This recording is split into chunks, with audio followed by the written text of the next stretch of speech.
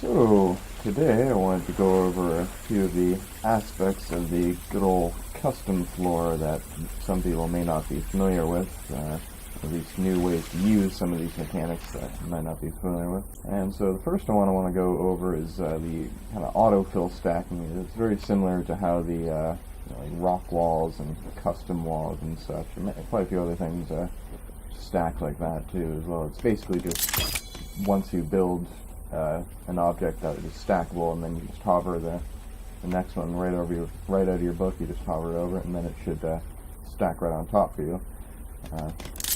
Basically, the custom floor does a very similar job. So if you, for example, right here, I have a nice little walkway up and around this waterfall area here, but I've made this just a bit too low, so I can't actually access this rock without jumping. So I'd like to be able to just double up this custom floor here. So I'll just hit C, and then that should go into the freeform anchor point mode that we're all familiar with. You know, one where you can go like that to do more complex structures, and then you hit C again, and it auto-conforms to the previous level of custom floor, and I can fill that in there, and now I can walk over here. So that's a great way to fill transitions and boundaries inside of your custom floors if you're having any troubles with height issues. Another nice use is that if you accidentally cut a terrible hole in one of your floors with a hole cutter, then you can just rescue your floors with the same method there. One thing to note though is that you have to you have to conform to the edge of the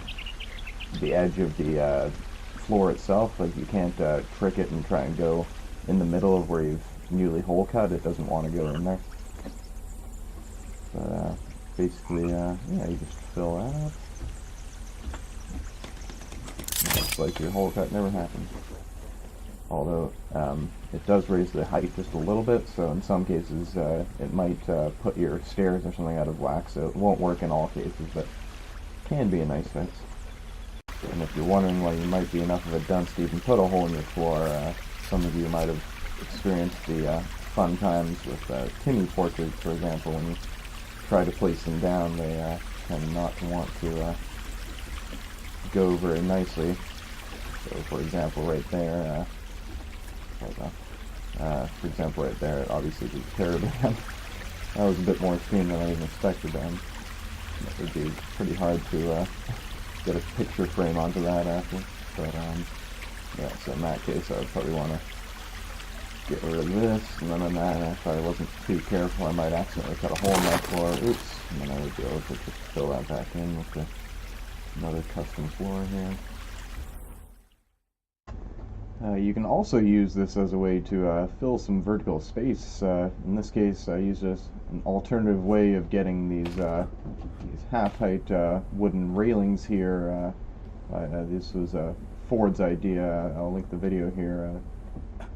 Basically, it's usually you just build up rock walls, and then you place a custom wall on top of that to get the nice trimmed wooden railing look. But here I just decided to keep stacking the simple stairs just to see how that worked out, and it did pretty darn well. It gives you a lot more choosability in how you want the height of your wooden walls there, because with the rock walls, it's it's pretty a lot more big jumps. But with the custom floor here, it's pretty small gaps there, and I don't know, it can get a bit costly, but this one was pretty small balcony area thing, so it's fairly cheap on logs. And so the other method of stacking would kind of just be doing it manually, like with the like as usual, you just look at the custom floor, you press C to go into the usual anchor point mode that most people are used to here, and then you can cut it across a the previous level of custom floor, so that you can get this nice stair step look here without having too sheer of a rise as you would like right here, for example. Right there you can see I have about 3 or 4 just stepped on top of each other, sort of like the the half-height wooden railing thing I was just showing you. I didn't use that here, obviously. Yeah, this way it's kind of stepped up, so you can get this nice, smooth entryway here to keep the, just keep yourself pretty smooth and not bumping around too much. I ended up using the custom floors quite a bit in this base to just do a lot of leveling and as you can see again here with the measuring exactly where I wanted to go, and then realizing, oh, the custom stair or the simple stairs here won't fit, so I'll just use stacked custom floors here to get the look. So I have almost no custom stairs in the entire base here.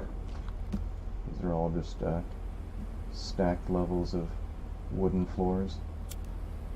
I think that one's actually a single level. I was able to get this just so that you just walk right up here. I even used it on my pirate ship of sorts down here, the sunken ship down here, to make it level up on towards the front here, so you can just walk right onto these rocks and then right out onto the beachhead without jumping. And here's a pretty good example of all the different layers of just simple stairs, how they line up with the rock walls with the custom floors on top of them to all make it nice levels on the way on the way up to the main floors there. You can even do it in reverse. For example, if your simple stairs are a bit too high above your custom floor here, then actually made it level with just a nice little chunk here that I made to have it just level so that I can get up here.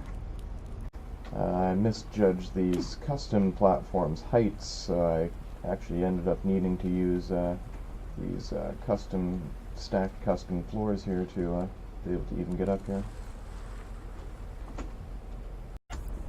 So yeah, I hope that helps you get more usability out of the real custom floor here. Help you out in your future building endeavors here.